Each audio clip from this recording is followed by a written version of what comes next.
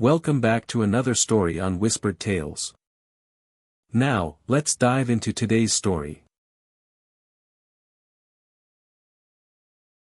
I'm David, 68 years old, and the rest of my life was supposed to be peaceful. I started with nothing, just a lonely stretch of beach with a few shaky wooden huts, and somehow built it into a chain of seaside resorts and a fleet of luxury yachts the papers like to call the David Collins Vacation Empire. My youth smelled of salt water, of endless negotiations with banks, of sleepless nights when a single storm could sweep away everything I had built. These days, the numbers on my balance sheets are so large that even I sometimes feel detached from them. But one thing has never changed: the sea.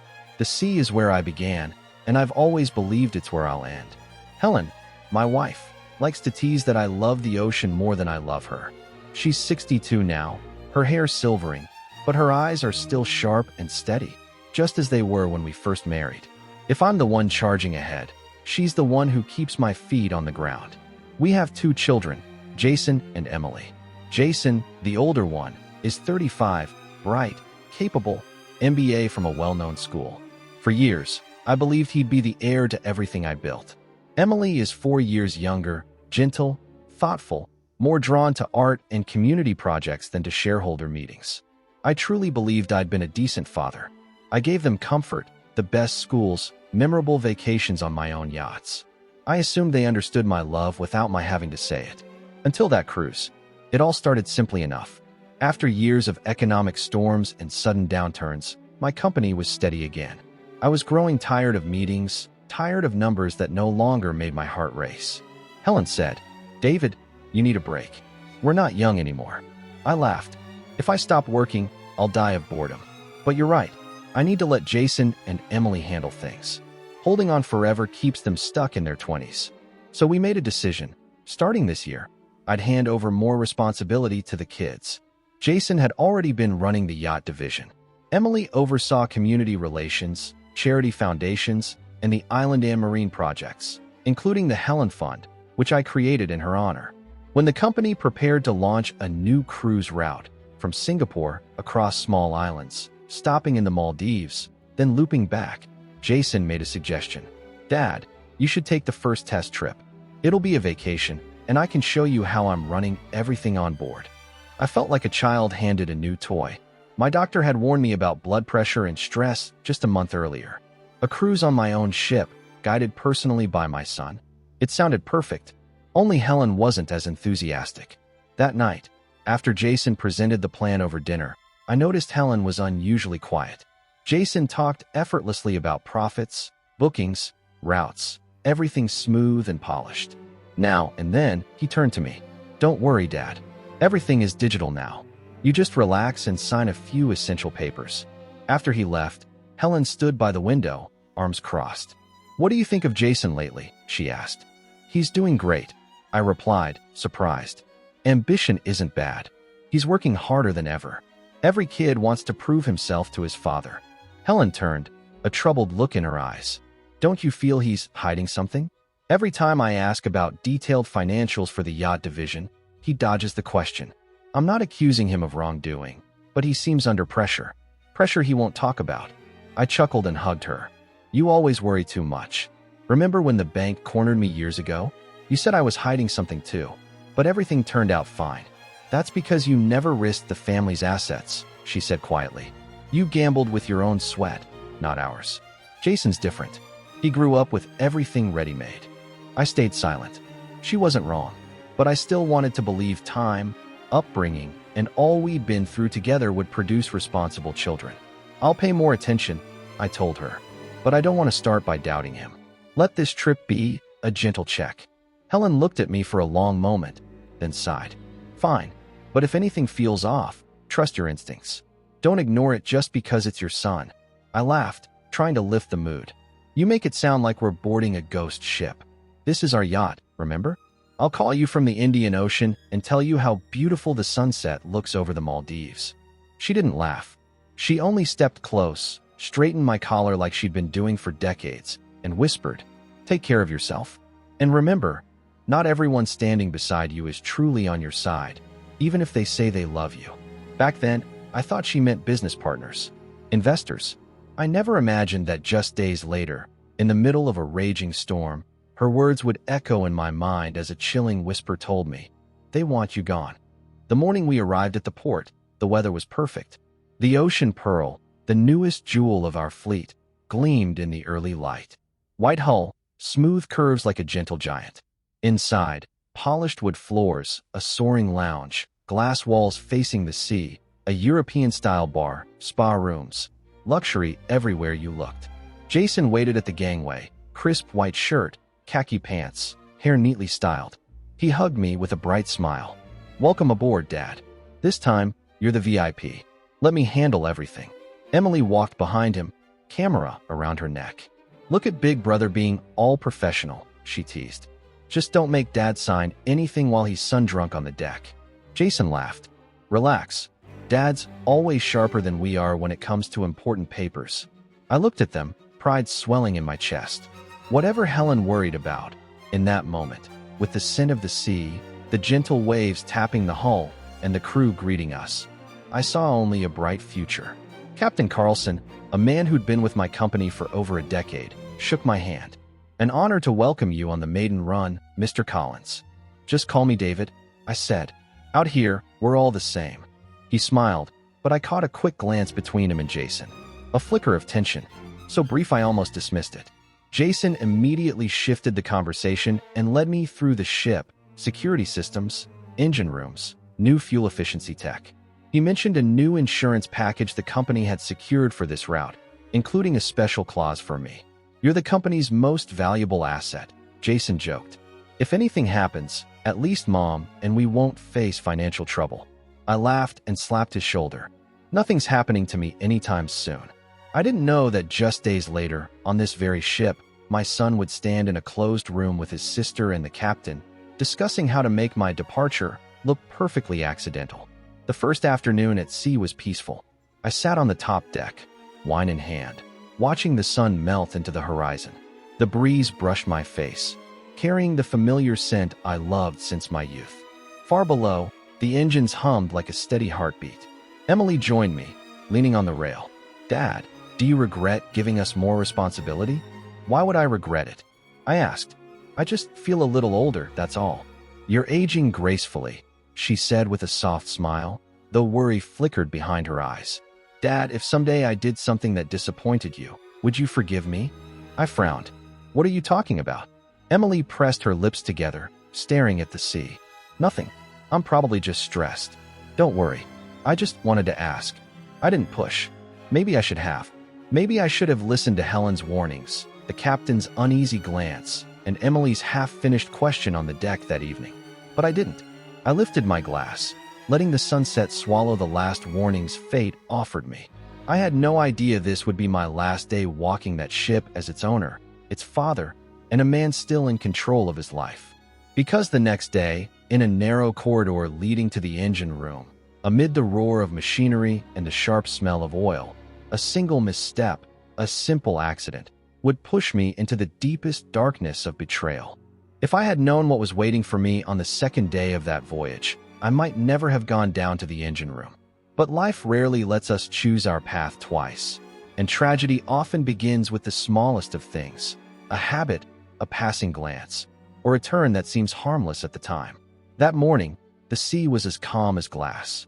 Sunlight danced on the surface, scattering into bright flickers like handfuls of gold coins tossed by children. I woke early, out of old habit, years of rising before dawn to review financial reports. But today, instead of numbers, the open sea stretched endlessly before me. Helen called early. Her voice was gentle, though threaded with worry. "Did you sleep well?" "Better than at home," I joked. "No ticking clock keeping me up all night." She laughed softly, then added, "Take care of yourself. And keep an eye on Jason for me." That made me pause. "Helen, I've only been gone one day." "I know, but my instincts aren't at ease." I was about to reassure her when Jason walked into my cabin, just as I still had the phone in hand. "Dad, time to head down to the engine room. There are a few things I want you to see." "Who are you talking to?" Helen asked. "Jason. He came to get me. I'll call you later." I hung up before she could press further. Jason frowned slightly. "You've worried Mom again." "That's just her nature." I waved it off. What's in the engine room that you need to personally show me? Jason smiled, though it was hard to read the sincerity behind it. Some new improvements. You'll like them.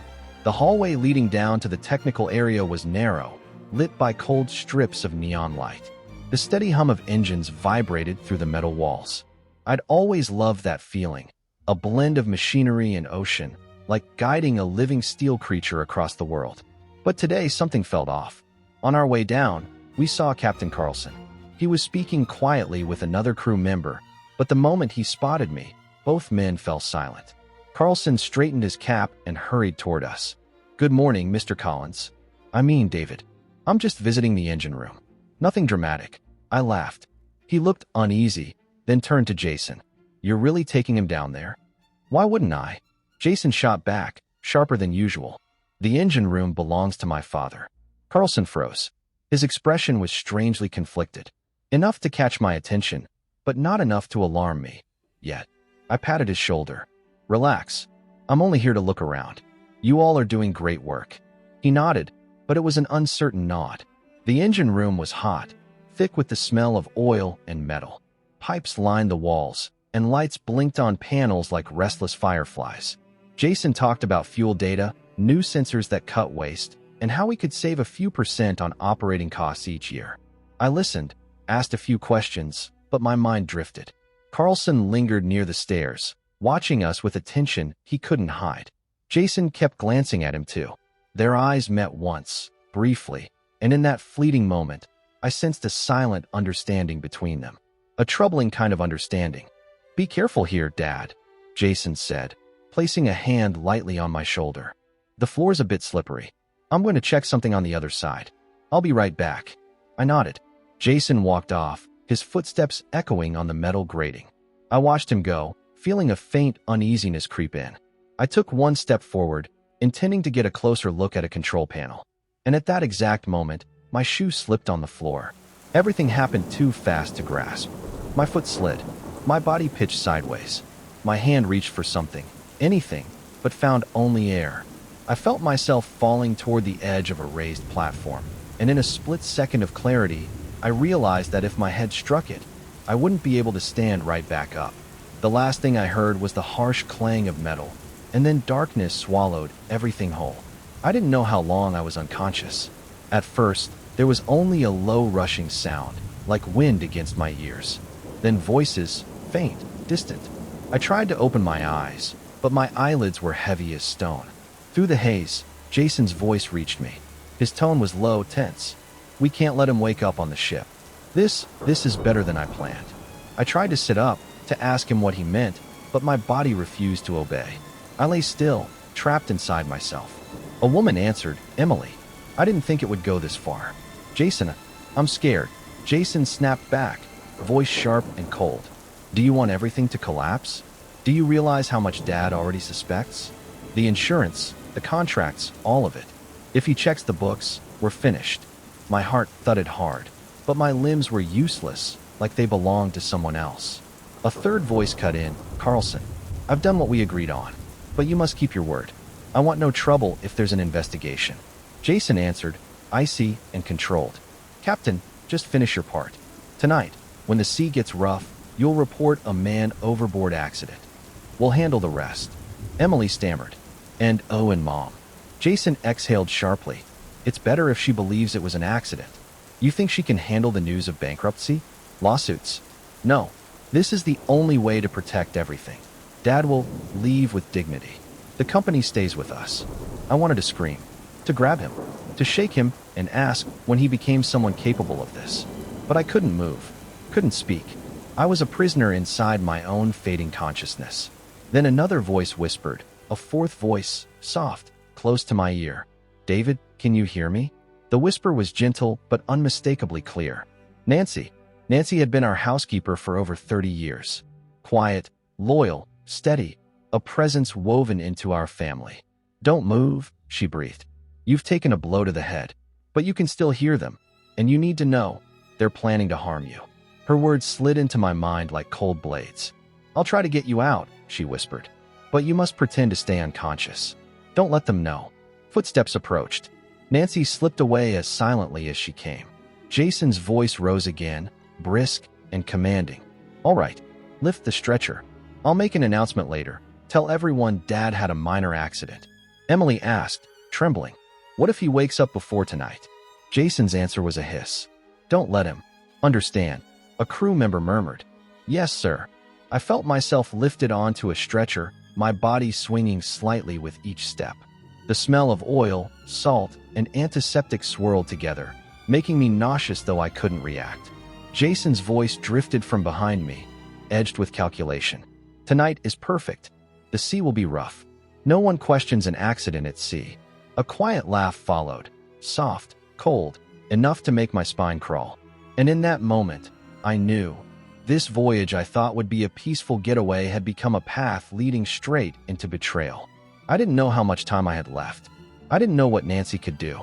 I didn't know how Helen, waiting for my call, would react when she heard I had fallen overboard. But I knew one thing with absolute clarity. I had to survive, no matter what. I had no idea how they brought me to the medical bay. All I knew was that when some part of my consciousness floated back, I was lying on a soft bed, the faint scent of antiseptic drifting through the room. My eyes still wouldn't open. My eyelids felt as if they were weighted with stones. But my ears were painfully awake. Every sound, no matter how small, slipped in with a clarity so sharp I almost wished I couldn't hear it all. There are moments in life when you pray the truth is just a bad dream. But I was far too conscious to fool myself. The heart monitor beeped steadily beside me, blending with the gentle slap of waves against the hull. I drifted in and out of a fog between waking and sleeping, my head throbbing like needles were being pressed into my skull. Then I heard Emily. Do you think Dad might wake up soon?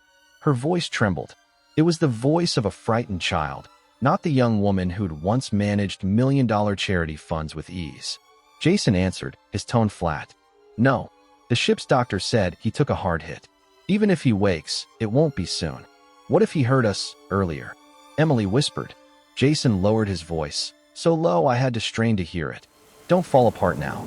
Losing your nerve is dangerous. Have you forgotten why we have to do this? I haven't, Emily said, sounding nearly in tears. But I never imagined it would go this far. If Dad finds out, you know what that means. That's exactly why we don't have a way out, Jason said, each word turning to stone.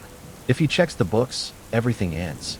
The company, our reputation, our entire life, all of it. My chest tightened, heavy as a boulder. Each word from my son fell like shards of ice into my heart. So this was the truth Helen had been urging me to see. Jason no longer saw me as his father. I was the last obstacle in his way. The door opened. A familiar, deep voice spoke. Captain Carlson. Are you sure about this? He asked.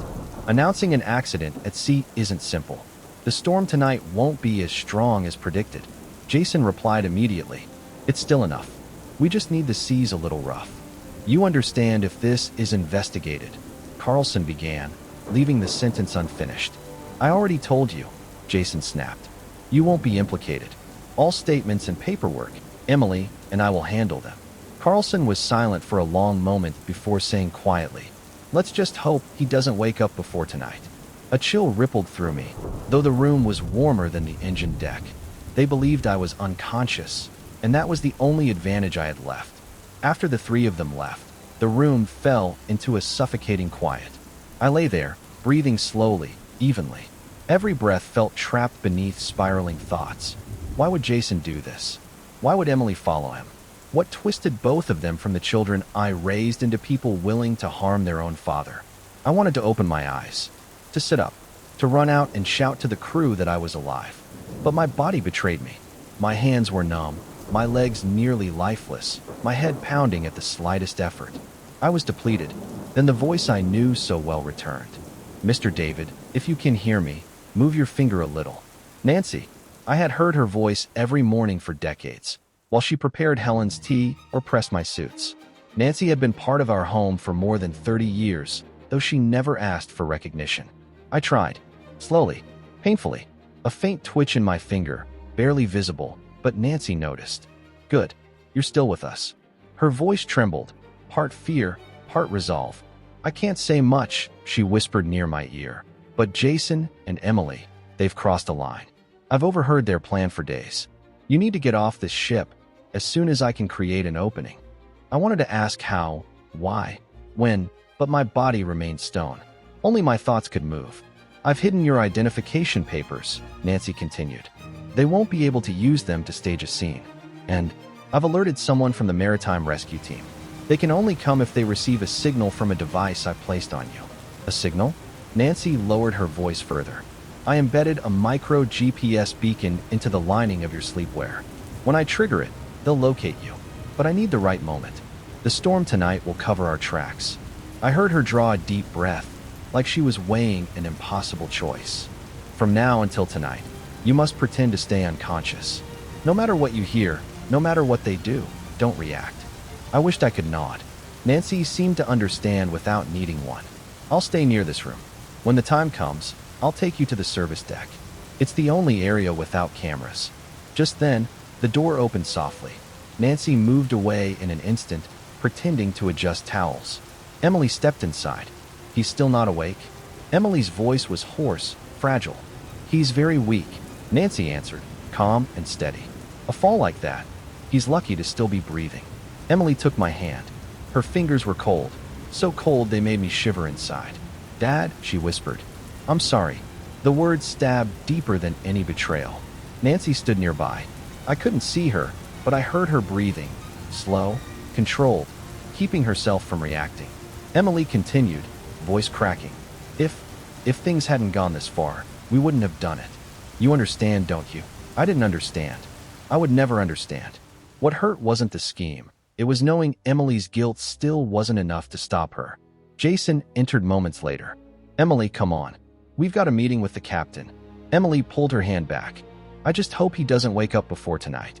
That's exactly what we need, Jason cut in. They left. The soft click of the door felt like fate locking itself in place.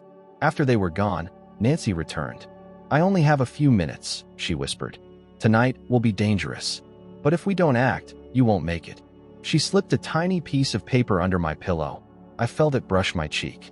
That's the number for the rescue team. You won't need it unless I fail. I'll handle everything. She adjusted the monitor, straightened the 4-line, making everything look routine. When I return, it means it's time to move. Be ready. Ready? I couldn't even sit up. But Nancy didn't waver.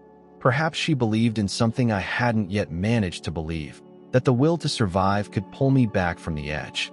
When she left, silence wrapped the room again. Outside, someone passed by. Jason's voice murmured. Tonight, 8:30, prepare everything. No mistakes. Another voice answered, trembling. Yes, I understand. Footsteps faded. And in that moment, a realization chilled me to the bone. Their plan wasn't to let me die naturally. They intended to stage my fall into the sea. Not an accident. A setup. Premeditated. Without Nancy, tonight would be the end of my story. Time crawled, suffocatingly slow.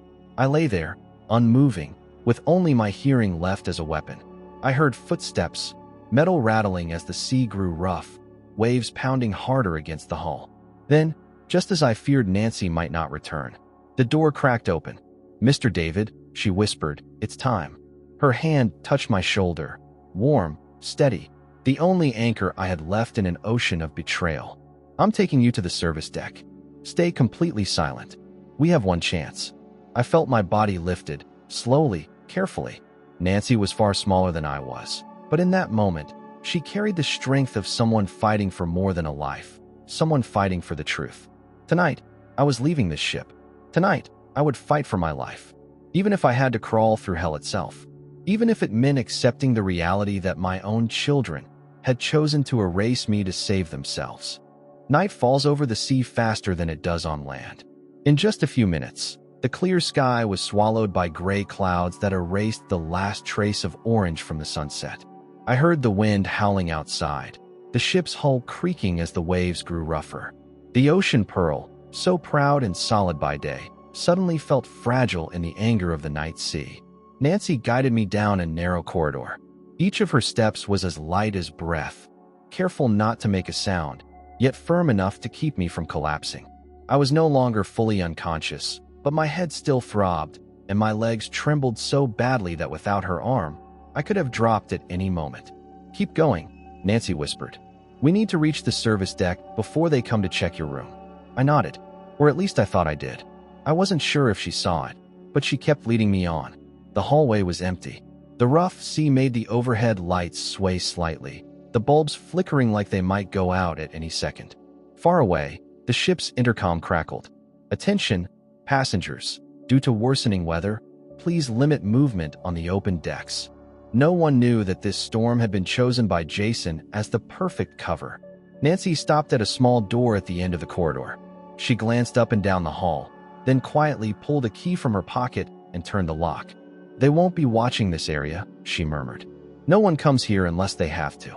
When the door opened, a wave of damp metal and oil rolled out, familiar, but stronger and harsher than in the engine room earlier that day. Below us was a narrow stairway leading down into darkness. "I don't know if you can make it," Nancy said, worry in her voice. Let me try," I answered, my voice rough and thin, but still carrying a spark of will. I gripped the icy handrail. Nancy stayed right behind me, supporting each step. Cold air rose from the technical deck, laced with moisture, and my whole body shivered. Every step felt like needles driving into my legs. When we reached the lowest level, Nancy propped me against a metal wall. "We're here. Rest a moment." I was breathing hard, my chest rising and falling, my head pounding like a drum. "I thought this room didn't have cameras," I managed. "It doesn't," Nancy replied. "It used to be just a storage space. The new surveillance system doesn't reach this far." She clicked on a small flashlight. A soft yellow beam spread out, revealing old tool chests, thick pipes along the ceiling, and a cramped space just big enough for two people to sit tucked away. "I have to go back to the medical bay," Nancy said. "If I disappear too long, they'll suspect something." I grabbed her wrist. "Nancy, am I going to die?" She was silent for a moment. The flashlight caught the lines of age on her face, but her eyes were as steady as they'd always been when she stood beside Helen in our hardest times. "If you stay on this ship tonight," Nancy said quietly, "then yes.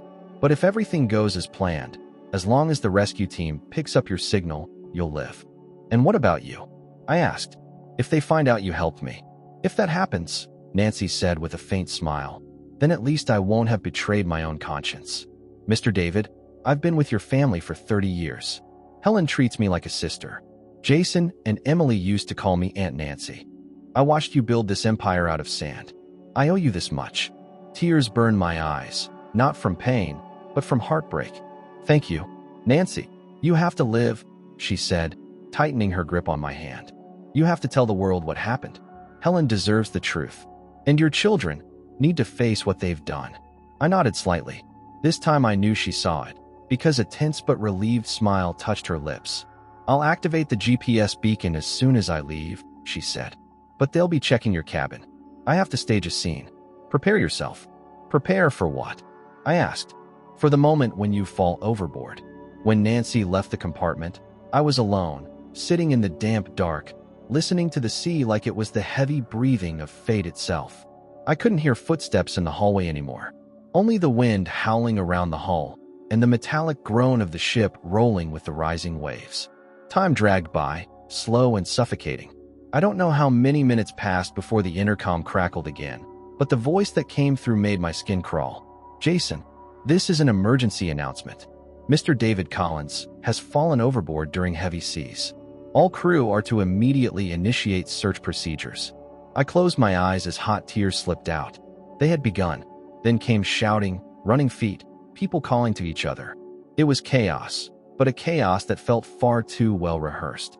In the middle of that noise, I heard another familiar voice. "Carlson, search the upper deck. Check the cameras. Launch rescue boats near the last seen position." Emily's crying tore through the commotion. "Dad, Dad." I didn't know how much of that cry was real, but it cut straight through me. Then, suddenly, Nancy's whisper brushed my ear again. "The beacon is on. The rescue team has your signal. They'll be here in 10 to 15 minutes. I startled. She'd returned without my hearing a single step over the roar of the storm. "The ship is changing course," she said. "The captain is pulling us away from the signal. We can't let them go too far." "What do I do?" I asked, voice weak. "You don't have to do anything," she replied. "I'll take you to the lower access hatch. When the rescue boat arrives, they'll see the GPS signal blinking. "Hi, I have to go out to the sea," I asked, panic rising. Nancy squeezed my shoulder. "Not into the sea. The rescue boat is tethered. They'll come right up to the access point. You'll only have to step across the metal edge. I'll hold on to you until they get a firm grip." "How can you possibly manage all this?" I choked out. Nancy gave a small, sad, determined smile. "Because your wife once told me something I never forgot," she said. "Nancy, if anything ever happens to David, you're the only one I trust." My heart clenched. Helen, she had sensed something long before I did. Nancy supported me as we moved deeper into the technical area. The beam of her flashlight bobbed over thick pipes and steel walls. The waves outside slammed harder and harder against the hull until even the metal seemed to shudder. We stopped in front of a round hatch, the lower access door that opened to a maintenance area near the waterline, where crew sometimes checked equipment. Nancy turned the lock, and a blast of cold, salty air crashed in. "Mr. David," she said, "we're almost there." I nodded slightly, though my whole body was shaking. She leaned close to my ear. The rescue boat just signaled. "They're closing in." I could hear it now, the distant thrum of an engine out on the water, small but steady, like a thread of hope cutting through the storm. Nancy guided me to the edge of the hatch. "You have to trust me," she said. "Just a few more seconds." I gripped her arm tightly. "I do." Cold spray hit my legs. Wind lashed my face.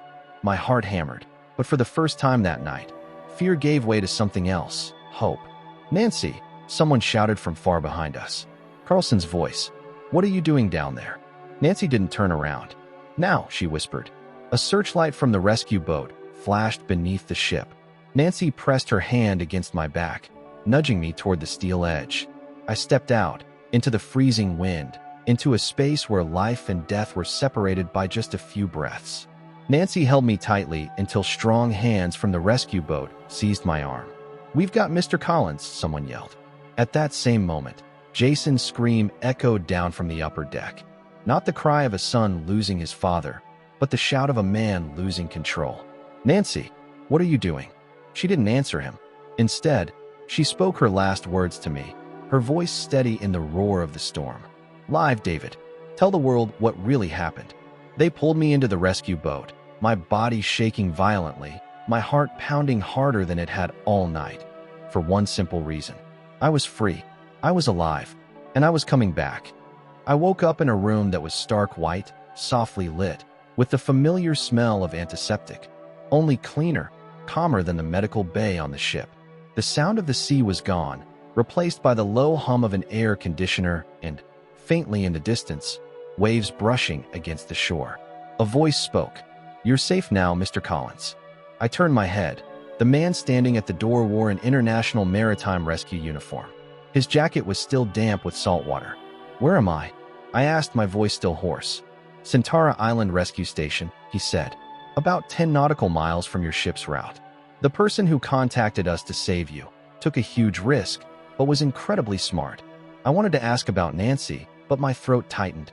Is that person safe?" He looked at me for a long moment before answering. "We can't say for sure.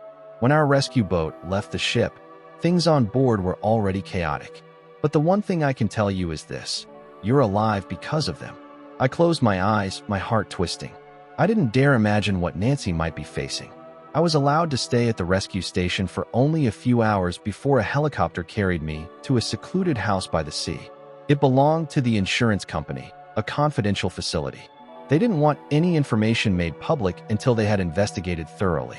The insurance representative, a man named Jonathan Hill, came to see me shortly after. He shook my hand more firmly than usual, as if to reassure himself I truly was alive.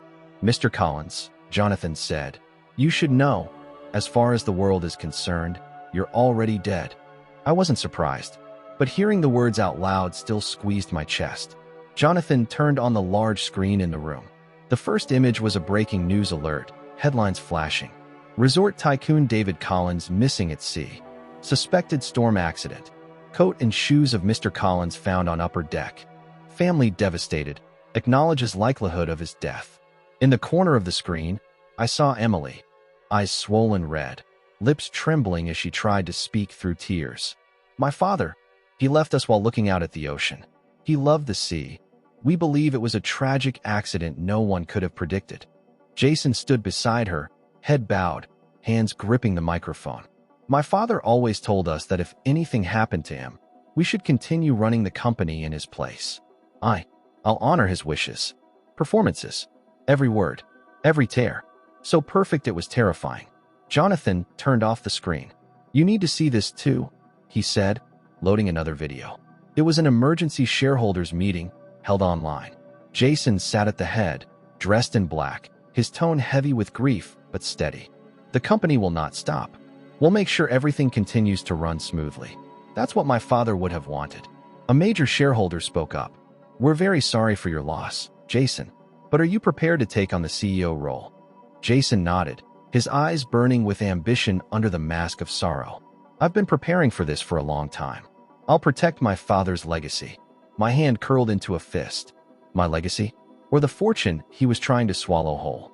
Jonathan watched my expression and spoke quietly. Now you understand why we have to keep your survival secret. I nodded. If they know I'm alive, they'll finish what they started before I can return. Jonathan sat down across from me, fingers interlaced.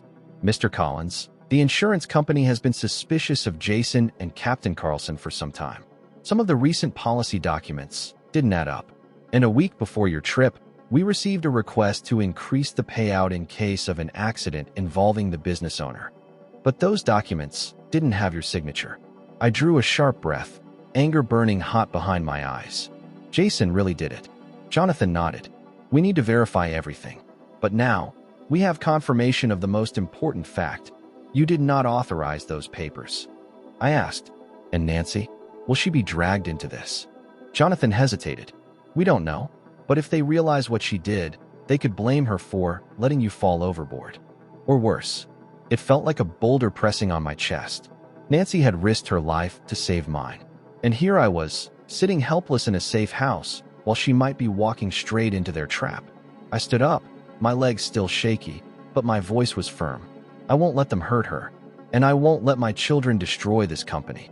Jonathan gave me a faint, sober smile, not of happiness, but of someone who sees strength where others might collapse. We'll stand with you, but you have to understand, you can't just walk back into the world yet. Why not? I asked. Because if you show yourself too soon, they'll wipe out every piece of evidence before we can gather it. Jonathan unfolded a large map. It showed the yacht's route on the day of the accident. Jason is pushing for the payout as fast as possible. That's highly unusual. We need time to retrieve GPS data, back up the original camera footage, and investigate Captain Carlson. I stared at the map, at the red marks tracing the ship's path. And I understood. The Part 1 had just survived. The moment I died was only the beginning of a much larger battle. That night, when I was finally able to sit up and eat a light meal, Jonathan brought me a laptop. Mr. Collins, he said, this just went out a little over an hour ago. You should see it. I pressed play. On the screen was Helen, my wife, dressed in simple black, her face pale, her eyes filled with raw grief. She stood in front of the press, holding a photograph of me. My husband was a man of the sea, Helen said. I just hope that he didn't suffer. Her voice broke. I reached out and touched the screen. If only I could hold her right now. Emily stood beside her, holding her hand. Jason had an arm around Helen's shoulders, a gesture that would look loving to anyone watching, but I knew the calculation behind it. Then Jason announced to the press, we'll hold a memorial for my father this weekend at the group's main conference center. As I watched, it felt like stones were being hurled at my heart. A memorial? While I was still alive?